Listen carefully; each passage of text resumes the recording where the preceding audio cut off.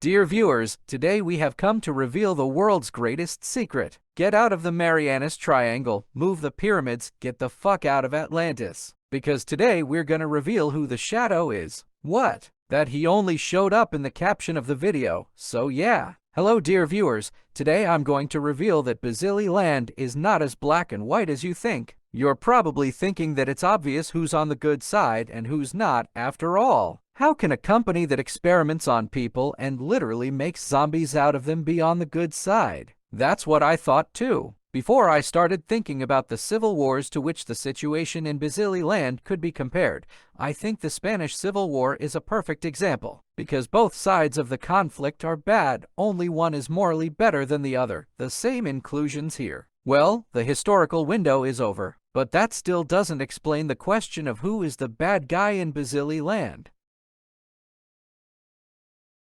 Bazili land works capitalistically, which basically means the individual gets more because he works more than the other. As we know from my older and lesser theory, ranks exist in Sky High, and in a slightly different form they will exist in Bazili land. Next up is the well-known Honeydown Health Hospital documentary that explains Nick Zato's motivations, from which we already know that his brother died. And I think Nick Zato and Sky High are experimenting on humans, which is highly illegal and I don't really advocate it. They also have this gigantic underground complex with over 600 cells for humans and an unspecified number for experiments, of which there will be a few more. Also generators, laboratories, canteens, armory, and so on. And it's important to say one thing. It has 13 floors.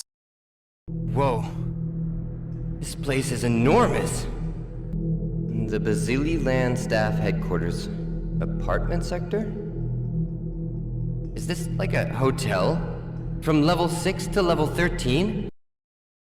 That's not a small basement, which they definitely don't have a building permit for. There's also a problem with Smbel, which probably doesn't have a permit to hold a gun. Plus the assassinations and other things, Bazili land looks like a meat grinder from what I have listed here, but it does good things unlike the Resistance. Like curing cancer. Why? When you revive a dead person, you revive him and how he died. So Nick Zato can revive his brother as a zombie, thanks to experimenting on Anthony, but it's not perfect. Anthony can't control his body. His organs don't work. And that's why he's still experimenting. But Nick Zato realizes that he has to figure out a way to cure the cancer. To bring his brother to a cancer-free life, Sky High and Bazili land are searching for a cure for cancer, which affects 10 million people a year.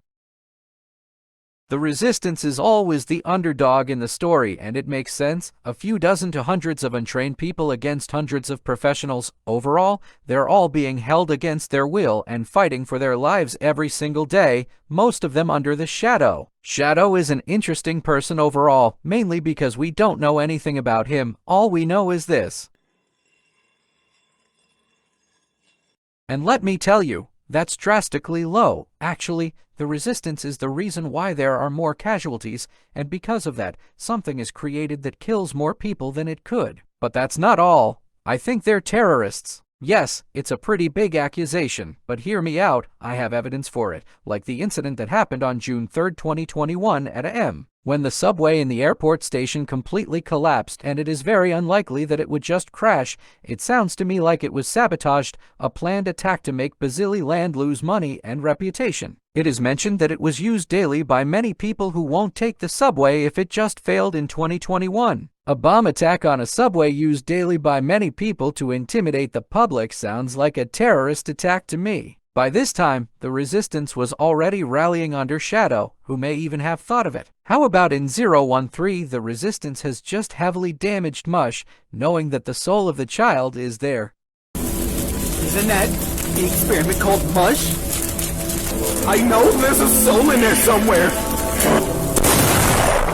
But still, the Resistance will eternally damage Anthony. The leadership of the Resistance is also suspicious. Only the Shadow is in charge and no one else, a man with infinite power over a group of people. The Shadow sounds like a dictator to me. The Resistance isn't about helping others or saving the workers. Only the people who are in the Resistance can get out. Those in the cells are expendable to them. You see where I'm going with this? Please, there must be someone hearing me. I need to get... It's you! A saw you locked in here for weeks. And now, it's time I finally get to help you. Thank you so much. You don't know how long I've waited for this.